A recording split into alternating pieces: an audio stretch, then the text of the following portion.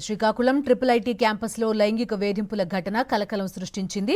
క్యాంపస్లో కొందరు అధ్యాపకులు నాన్ టీచింగ్ స్టాఫ్ వేధిస్తున్నారని ఆరోపిస్తున్న విద్యార్థినులు మెయిల్ ద్వారా ఉన్నతాధికారులకు ఫిర్యాదు చేశారు.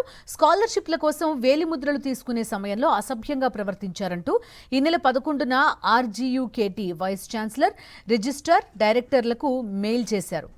నిందితులకు కఠిన చర్యలు తీసుకోవాలంటూ విద్యార్థి సంఘాలు డిమాండ్ చేశాయి. పూర్తి వివరాలు అందిస్తారు మా కరెస్పాండెంట్ సునీల్. చెప్పండి, ఫిర్యాదులు చేస్తున్నారు వరుసగా, అయినా కూడా ఫలితం కనిపించట్లేదని చెప్తున్నారు విద్యార్థినులు. ఏం జరుగుతోంది ప్రస్తుతం క్యాంపస్ లో? మీ దగ్గర ఉన్న అప్డేట్స్ ఏంటి? శ్రీకాకుళం ట్రిపుల్ ఐటీలో ఏదైతే లైంగిక వేధింపులు కలకలం లేపాయి.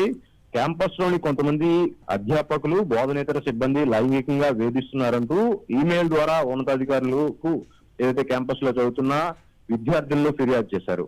రాజీవ్ గాంధీ వైజ్ఞానిక సాంకేతిక విశ్వవిద్యాలయం వైస్ ఛాన్సలర్, రిజిస్ట్రార్లకు మరియు ఉన్నతాధికారులకు కూడా ఈ మెయిల్ ద్వారా ఫిర్యాదు చేసిన పరిస్థితి.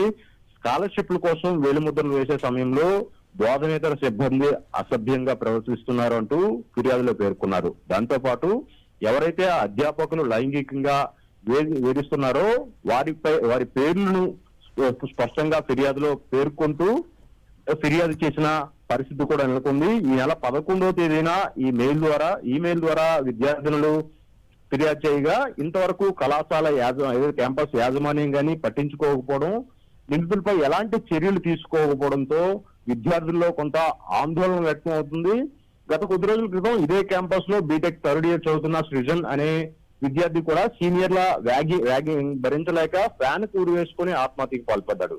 దానికి సంబంధించి నిందితులపై ఎలాంటి చర్యలు తీసుకున్నారనే విషయాలు కూడా ఇంతవరకు యూనివర్సిటీ యాజమాన్యం గానీ, పోలీసులు గానీ ఇంతవరకు వెల్లడించిన పరిస్థితి. అసలు ట్రిపుల్ ఐటీలో సీటు వస్తే తమ పిల్లల బంగారు భవిష్యత్తు బాగుంటుందని ఎంతో మంది తల్లిదండ్రులు కష్టపడి చదివించాలనుకుంటారు. కానీ కొంతమంది ఉపాధ్యాయుల చేష్టలతో ట్రిపుల్ ఐటీ ప్రతిష్టకు దెబ్బతింటుంది. చూస్తున్నాం, నిందితులపై కఠిన చర్యలు తీసుకోవాలంటూ కూడా విద్యార్థి సంఘాలు డిమాండ్ చేస్తున్నట్టుగా తెలుస్తోంది. Thank you Sunil.